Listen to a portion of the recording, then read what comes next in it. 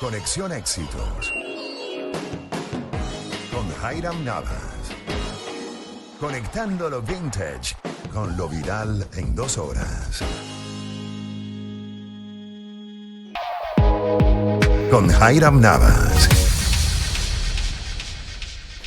Bueno, tenemos el placer de tener a la docente de la Universidad Central de Venezuela, escritora, analista de discurso, periodista y magíster en literatura venezolana, pero aparte una experta en anglicismo. Ella me dice que esto es su mundo y qué mejor manera que conocer a Erixa Liendo para que nos diga de dónde vienen estas palabras, estas expresiones que bueno, sí, provienen del inglés, pero que se han incorporado a nuestro español. Y son tan de nosotros que nos vamos a impresionar, ¿no? De cuál es el verdadero significado. ¿Cómo estás? Bienvenida. Bueno, muy bien, chévere, gracias por la invitación. Me encantan las palabras, o sea, soy experta en palabras, más no En anglicismo. Pero uno siempre cuando estudia nuestro idioma tiene que ver de dónde viene cada expresión, cada vocablo, porque hablamos como hablamos, porque decimos lo que decimos, ¿no? Eso es súper importante, ¿no? Y a veces ni nos damos cuenta. Hoy yo estaba fascinada descubriendo, por ejemplo, qué significa URL o www, ¿no? Que son cositas muy sencillas que uno utiliza todos los días, pero no tienes ni idea del significado del Wi-Fi, por ejemplo. Pero vamos mucho más allá y el anglicismo, sobre todo, viene desde hace muchos años. No podemos decir algo que es de una generación Z, sino podríamos decir que yo creo que hasta los boomers, de todas las generaciones hemos utilizado anglicismos, ¿no? Desde que hay uso de razón. Sí, fíjate, cuando fui convocada para venir a compartir este espacio, más que no se trataba exactamente de que hablara de anglicismos, sino de palabras provenientes del idioma inglés que han sido adoptadas y adaptadas fonéticamente al español. Disculpa mi ignorancia, ¿y cuál es la diferencia? El galicismo es, por ejemplo, que tú en lugar de convocar a un grupo de personas para que estudien algo contigo, cómo hacer pequeños, cómo hacer masa sablé, tú no dices los invito a un taller, sino que los invito a un workshop. Ya nadie habla de pinta, ya nadie habla de atuendo, ahora todo es outfit. Ok. Porque le da más caché decirlo en inglés que decirlo en español, ¿no? Entonces, allí sí podríamos hablar de anglicismo. Pero, por ejemplo, cuando tú dices, bueno, hay que echarle pichón. Y tú dices, pero ya va, ¿cómo es que eso de que echarle pichón?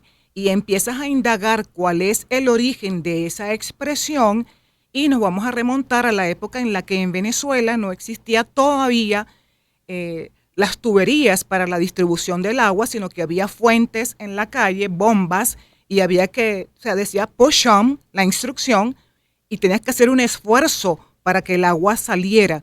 Y eventualmente esa expresión push on, push on, push on, se convirtió en pichón. Y su significado se amplió tanto hasta el punto de que para tú lograr algo en la vida, fuera esto o lo que fuera, tenías que echarle pichón. Imagínate. Y hay personas que piensan que es hasta una mala palabra, ¿no? Y fíjate de dónde viene. Pero por favor, hablemos de una palabra como cachifa. Ok. Cachifa que tiene, estemos claros entre nosotros, un sentido despectivo. Totalmente. Porque tú a la persona que trabaja contigo en tu casa y te hace la comida y te mantiene la cocina de punta en blanco, tú le puedes decir doméstica, le puedes decir mucama, le puedes decir inclusive sirvienta, que debería ser sirviente de paso. Pero le dices cachifa, no, ella es una cachifa. Y resulta que cachifa viene de la contracción K-Chief, es kitchen chef, es decir, jefe de cocina. ¡Wow! No puede ser. Entonces, cachifa debería ser una palabra con un poquito más de prestancia. Claro, de respeto. Una jefe de cocina te mantiene la cocina, que es un área tan importante de tu casa, pues de punta en blanco. Pero aquí tiene un sentido completamente distinto, completamente distinto y completamente despectivo. Me voy a una que se escucha mucho en las canciones, sobre todo urbanas, que es la tusa, ¿no? Y no sabía que venía de too sad, o sea, muy triste. Ya ves. Entonces me dio una tusa. Así es, así es. Por favor, Firulais. ¿Firulais qué significa? Es una transcripción fonética libre de, lo que dice acá, libre de pulgas. Firulais. Entonces un perrito de la calle, un perrito mestizo, todos se llaman genéricamente Firulais y ahora le dicen milanesos, que me estoy enterando ahora. ¿Y qué significa que, milaneso? que es un perrito cualquiera, un perrito de la calle. Ay, cosito. Pero no son exactamente anglicismos, porque por ejemplo, cuando tú dices me llevo mis corotos y me llevo mis macundales, lo interesante es averiguar de dónde vienen palabras como corotos, de dónde vienen palabras como macundales, que las usamos todos, nuestras abuelas, nuestras madres, uno mismo, sobre todo cuando uno está de muy mal humor. Me voy y me llevo mis macundales, o te vas de aquí y te llevas tus macundales. Entonces, macundales es una transcripción fonética de la marca Markandales, que eran unas herramientas que usaban las personas que vinieron a trabajar con la explotación petrolera en Venezuela a finales del siglo XIX. Entonces, recogemos las herramientas, recogemos los Markandales, recogemos los macundales, ¿no? Qué maravilla, ¿no? Y cómo vamos nosotros adaptando, sí, las palabras las hacemos propias, ¿no? Las hacemos propias porque necesitamos adaptarlas, acercarlas y hacerlas más familiares a lo que nosotros conocemos. Entonces, ¿también será algo de pronunciación en algún momento? Por ejemplo, lo del watchman, ¿no? Que era el watching man o el time out. Exactamente. Es time, o sea, es como nuestra manera también de, no puedo pronunciar esto, déjame decirlo a mi manera. A mi manera. Como el coro de la canción de An Englishman in New York. Entonces, ese es el origen de muchos chistes que circulan por las redes sociales.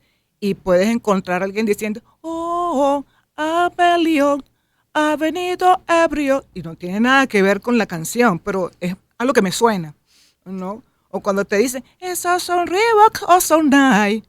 Entonces ya va, ¿sabes? Que más o menos, más o menos de qué me estás hablando, ¿no? Es como cuando oyes a una persona cantando una canción en inglés diciendo cualquier cosa, Total. Lo que le suena, pero le gusta la canción, le gusta el tumbado, pero no entiende la palabra y por supuesto no la puede pronunciar. Entonces pronuncia lo que le suena. Sí, lo que le suena. Lo que le Y suena. también nosotros tenemos una manera, digo nosotros como latinoamericanos, una manera muy sabrosa de darle sazón también a la vida o a las palabras o a nuestra manera de expresarnos. Y creo que también hay ese toquecito, ¿no? De ponerle, no sé, los nombres. A mí me impresionó cuando llegué a You Lazy y era You Are Lazy. O cuando... Usnavi, exacto. Usnavi, o sea... US Navy, que vi un barquito que llegaba. Exactamente, y con todo el amor, el cariño que le tenemos a los maracuchos, ellos son una fuente inagotable de creatividad en cuanto a nombres y ocurrencias, y eso me encanta. Yo tengo, a pesar de que soy de La Guaira, tengo un alma irreductiblemente maracucha, soy gaitera, llamo todo lo de Maracaibo, pero ellos inventan que te puedes morir de lo que inventan, como por ejemplo la palabra muérgano. ¿De dónde viene muérgano? ¿Ok? Henry Morgan, el pirata, en 1669, tuvo sus andanzas por Maracaibo. Entonces, a los piratas de Morgan los llamaban Morgander, porque eran los hombres de Morgan. Entonces, los maracuchos, a todo aquel que viniera con mala intención, con mala inquina, con mala energía, le decían no Morgander, sino muérganos. Y hasta el sol de hoy, un muérgano es un bicho que viene con malas pulgas, con malas intenciones, con una intención oscura. Bueno, ese sí es muérgano, en verdad. Qué maravilla, porque ¿no? Un pirata, un bicho malo que viene a robar y a quitarte lo tuyo, por supuesto. Y el museo también tenía una connotación parecida. Monsieur, sí, monsieur tiene más que ver con el francés, con el monsieur de los franceses, ¿no? Monsieur y monsieur es todo aquel tipo caucásico, de ojos claros, no importa de dónde venga. No tiene que ser necesariamente francés, basta con que sea alto, catiri, de ojos claros, ese es un monsieur. Eso es muy propio de nosotros y me parece pues maravilloso que ahora así le sea. pregunto ya seriamente como docente y sobre todo amante de las palabras, como bien me comentabas, ¿qué opinas de la inclusión de estas palabras que de repente se usan tanto que pasan de la nada a ser parte de la Real Academia o del diccionario de la Real Academia, ¿no? Me impresionó porque no solo pasa en español, Recuerdo en especial una época que Beyoncé pegó la canción Boobylicious y la palabra Boobylicious pasó a ser parte del diccionario en inglés. ¿Eso altera nuestro idioma? ¿Eso lo enriquece? ¿Es positivo? ¿Es negativo? Mira, partamos de un principio. El lenguaje es dinámico. El lenguaje no es una realidad estática, todo lo contrario. Y yo tengo una manera muy gráfica de explicar qué pasa con aquellas palabras que incluso consideramos feas. Cuando a mí me dicen, por ejemplo, que usar googlear o instagramear empobrece el vocabulario, yo salto. Yo salto porque es que no hay manera de empobrecer el lenguaje. Te pongo el ejemplo. Tú heredas de una tía abuela tuya toda la ropa que ella usaba. Es una ropa horrible, es una ropa pasada de moda, pero tu closet tiene mucha más ropa de la que tenía antes. Y yo te pregunto, ¿tu closet se empobreció o se enriqueció? Se enriqueció, pero con ropa que no te gusta. Entonces, yo lo que creo es que uno como usuario de la lengua tiene que dejar de ser tan faramallero y comunicarse de una manera ortodoxa, no necesariamente formal y académica, pero sí cercana y correcta, ¿no? Porque, por ejemplo, es un rasgo del español que se habla en América Latina y el Caribe, la elisión de la consonante final. Ciudad, uno no dice normalmente, ay, qué ciudad tan hermosa, porque quedas como un ridículo. O actitud. Entonces uno tiende a elidir la consonante final. Eso no es malo. O Caracas. Exactamente, me voy para Caracas, porque donde un tipo te diga a ti, voy para Caracas y pienso visitarte, tú dices, y vale, para Caracas. O sea, uno mismo lo censura, porque así somos. Entonces, la realidad está allí, la ciencia avanza, la tecnología avanza, la economía tiene hallazgos nuevos. Entonces, todos esos hallazgos, todos esos descubrimientos, todas esas novedades se van generando un campo semántico diferente. Hoy por hoy ya tú no buscas nada en la computadora, tú googleas. O cómo le diremos cuando con toda la inteligencia artificial que ahora lo buscamos, que si en ChatGPT o en Copilot, o sea, voy a copitealear. Te aseguro que va a surgir un verbo. Sí, ¿verdad? ChatGPTear, una cosa así, te lo garantizo. Te acordarás de mí cuando la empieces a escuchar y no me hables de la inteligencia artificial. Vamos a crearla. Me tiene acatarrada porque yo siento que ya no queremos ni pensar. Hay que pensar. O sea, nos podremos volver obsoletos, ¿no? La inteligencia artificial es una herramienta, es solo eso, una herramienta. No sustituye ni tu pensamiento, ni tu imaginación, ni tu creatividad. De hecho, tú me presentaste como docente de la Universidad Central de Venezuela, lo fui hasta hace nada. Nunca voy a dejar de ser docente, nunca voy a dejar de pertenecer a la UCB. La UCB es mi otra casa, pero una de las razones que me hizo introducir mi solicitud de jubilación es que en los últimos 3 semestres que di, prácticamente estaba corrigiendo puro textos de inteligencia artificial. Ay, no. Y yo digo, mira, si esto es así, esta morena hermosa se va para su casa. Porque imagínate que yo me arrugue y me encanezca y me reseque de tanta frustración porque los chicos me entregan textos escritos con inteligencia artificial. Entiendo.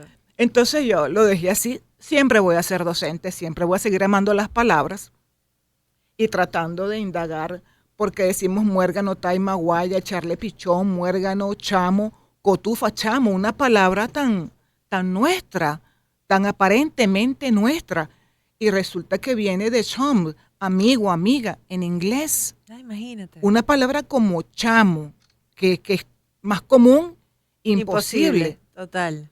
O, por ejemplo, una palabra como malandro o birra, que vienen del italiano. Es que uno no... Cuando tú hablas, tú no te planteas de dónde viene esta palabra que yo estoy usando. No te lo planteas, a menos que seas como yo, que compulsivamente andas tratando de ver de dónde son los cantantes. Y el que quiera saber más de mí y de dónde son los cantantes y las palabras, me puede seguir a través de @decir-y-poder en Instagram, que ahí hablamos mucho de las palabras. Conexión.